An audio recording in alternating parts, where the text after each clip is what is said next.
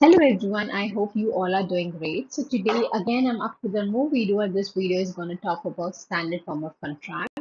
हम लोगों ने ऑलरेडी समझ लिया है standard form of contract part 1 जहाँ पे हम लोगों ने समझा कि स्टैंडर्ड फॉर्म ऑफ कॉन्ट्रैक्ट का कोई भी सेक्शन नहीं है, it is through various rules and regulations जो कोर्ट ने कुछ नॉर्म ले डाउन किए हैं। तो द फर्स्ट नॉर्म जो कोर्ट ने बताया है वो है that there should be a contractual document. Contractual document तब बोलते हैं जब उस डॉक्यूमेंट में पार्टीज के बारे में लिखा हो, उस डॉक्यूमेंट में कंसिडरेशन के बारे में लिखा हो, या फिर लायबिलिटीज के बारे में लिखा हो, या फिर टर्म्स एंड कंडीशंस स्टेटेड हो। वो डॉक्यूमेंट कॉन्ट्रैक्चुअल डॉक्यूमेंट होता है जहाँ पे टर्म्स एंड कंडीशंस भी स्टेटेड होते हैं। Chapelton versus Barry Urban District Council में क्या हुआ? There were two parties, A and B, right? B is representing Barry Urban District Council. Okay, मैं एग्जाम्पल आपको एक्सप्लेन कर रही हूँ, ये केस आपको एक्सप्लेन कर रही हूँ through taking the two parties A and B. B here is Barry Urban District Council. So B had a pile of chairs. B के पास pile of chairs थे. A is a person जिसको A गया बीच पे, उसको चाहिए था एक chair, right?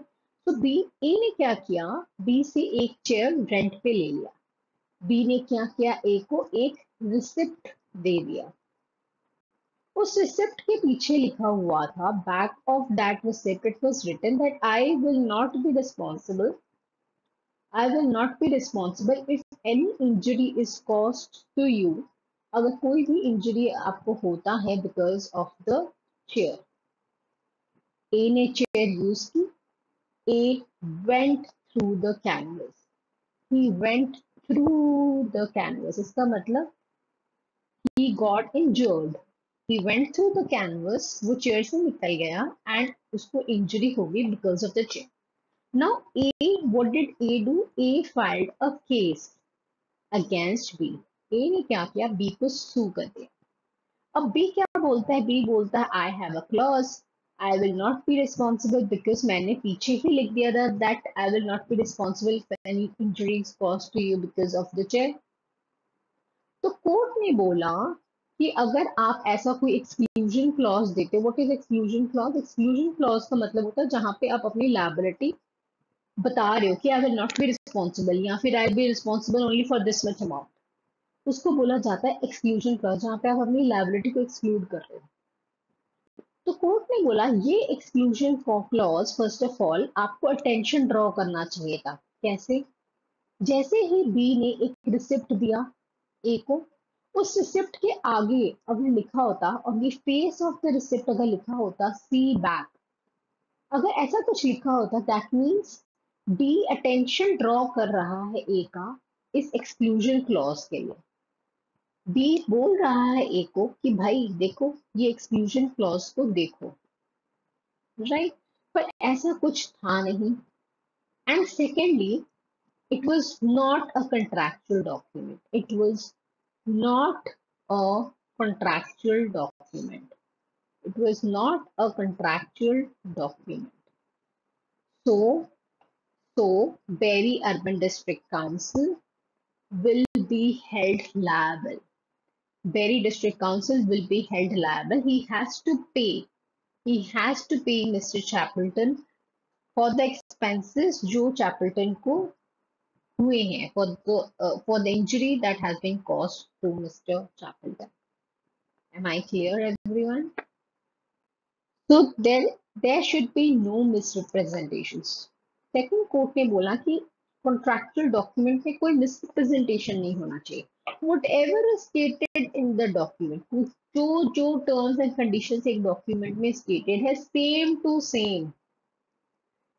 To same आप पार्टी को कन्वे करो, सेम टू सेम पार्टी को कन्वे करो। इस केस में क्या हुआ था, मिसेस कार्टिस की एक वेडिंग ड्रेस थी। मिसेस कार्टिस की वेडिंग ड्रेस थी, उसने एक केमिकल क्लीनिंग डाइंग हाउस में ड्राई क्लीनिंग पर्पस के लिए दी। अब ये ड्राई क्लीनिंग हाउस बोलता है मिसेस कर्टिस को कि please sign a document.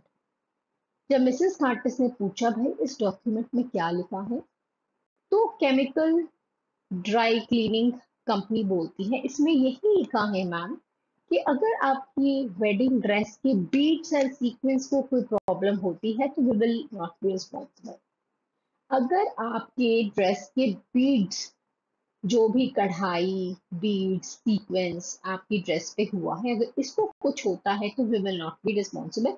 In fact actually में क्या था, उस पेपर पे लिखा था that we will not be responsible whatever happens to your dress, we will not be responsible अगर आपकी ड्रेस को कुछ भी हो जाता है।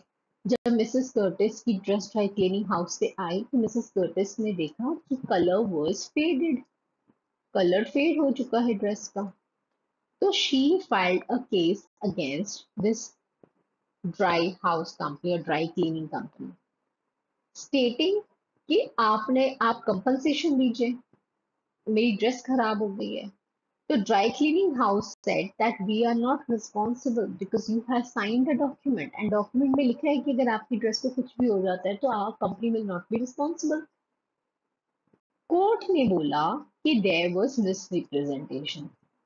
मिसेस कर्टिस ने बोला आपने मुझसे धोखे से साइन करवा लिया, देयर वाज मिसरिप्रेजेंटेशन, आपने लिखा कुछ और था, आपने बोला कुछ और।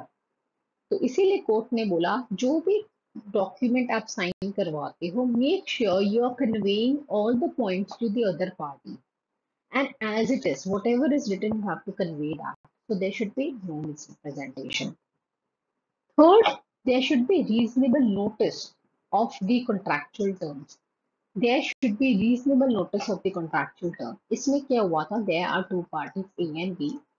ए ने अपना लगेज क्लॉक हाउस में डाल दिया। क्लॉक रूम होता है ना रेलवे स्टेशन में, जहाँ पे आप अपना लगेज रखते हो, waiting area, basically waiting area railway station में, it is a waiting area railway station में। आपने अपना लगेज डिपॉजिट कर दिया क्लॉक रूम में, एंड क्लॉक रूम में पर्सन ने आपको एक रिसिप्ट दी।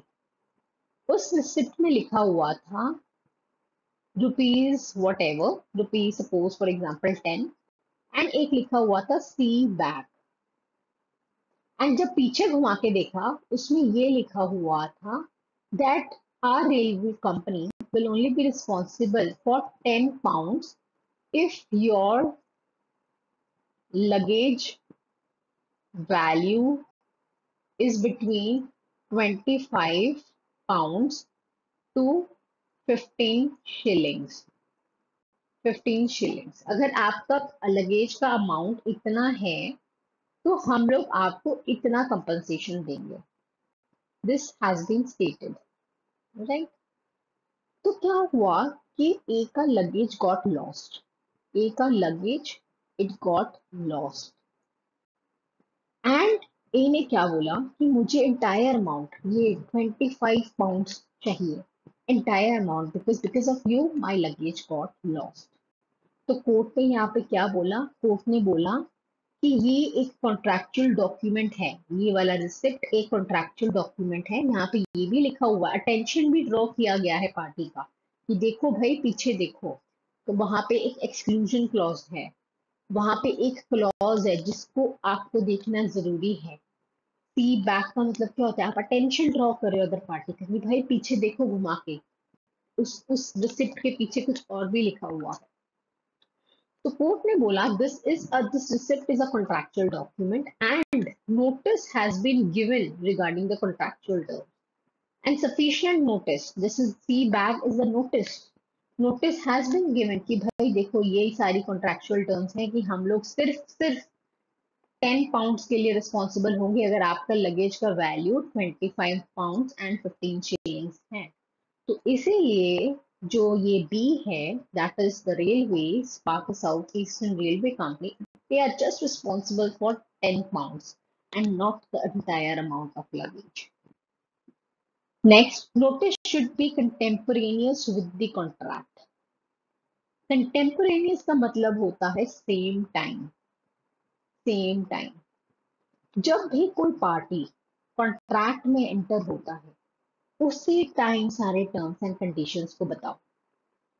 अगर मेरी अपॉइंटमेंट किसी कंपनी में हुई है जिस दिन मैं उस कंपनी में गई हूँ कॉन्ट्रैक्ट साइन करने के लिए, उसी दिन सारे टर्म्स एंड कंडीशंस बता दो। ऐसा नहीं होना चाहिए कि अगले दिन जब मैं ज्वाइनिंग के लिए आ रही हूँ आप एडिशनल टर्म्स एंड कंडीशंस मुझे उस दिन बता रहे हो। नो, जिस दिन कॉन्ट्रैक्ट साइन हुआ सारे टर्म्स एंड कंडीशंस उसी दिन ही स्टेटेड होने चाहिए। इन ओले वर्सेस मार्लबोरो कोर्ट लिमिटेड, इसमें क्या हुआ था, there were two parties. One, there was husband and wife, A and B. ये लोग एक होटल में जाते हैं, वहां पे रूम लेते हैं, एक डॉक्यूमेंट साइन होता है जिसमें टर्म्स एंड कंडीशन स्टेटेड होते हैं। जब ये पार्टी रूम में एंटर करती है, वहां पे additional terms and condition stated होते हैं that we will not be responsible अगर आपके लगेज को कुछ हो जाता है। Additional terms and conditions are stated. So the court held that आप कोई भी additional terms and conditions lay down करने हैं, it should be at the same time. It should be contemporaneous with the contract. जब भी आप contract sign करोगे, तभी आपको terms and conditions same time में बताने पड़ेंगे। Clear? Last, the terms of the contract should be reasonable. Terms ऐसा नहीं होना चाहिए जो अनरीजनेबल हो। For example, this Brojonath got an appointment in this company, Central Inland Water Transport Corporation. इसमें एक टर्म था कि अगर आप कोई भी मिसमैनेजमेंट करते हो या फिर मिस अप्रोप्रिएशन ऑफ फंड्स करते हो या कोई भी घोटाला करते हो, तो आपको 3 मंथ का नोटिस देकर निकाला जाएगा या फिर आपको 3 मंथ की सैलरी दे दी जाएगी। 3 मंथ की सैलरी दे दी जाएगी। तो कोर्ट ने बोला कि ये टर्म्स एंड कंडीशंस अनरीजनेबल हैं। आपको reasonable terms and conditions stated down करने चाहिए। ऐसे कोई भी टर्म्स एंड कंडीशंस नहीं स्टेटेड डाउन करने चाहिए जो कि अदर पार्टी को opportunity of being heard he ना दे। ठीक है, तो टर्म्स एंड कंडीशंस, ये जो आपने 3 मंथ का नोटिस या फिर 3 मंथ की सैलरी देके आपको निकाल दिया जाएगा, ये टर्म्स एंड कंडीशन इस टाइप के अनरीजनेबल होते हैं। So this should not be stated. So I hope you like this video. Stay tuned for more such videos. Do not forget to like, share, and subscribe. Thank you so much. Thank you.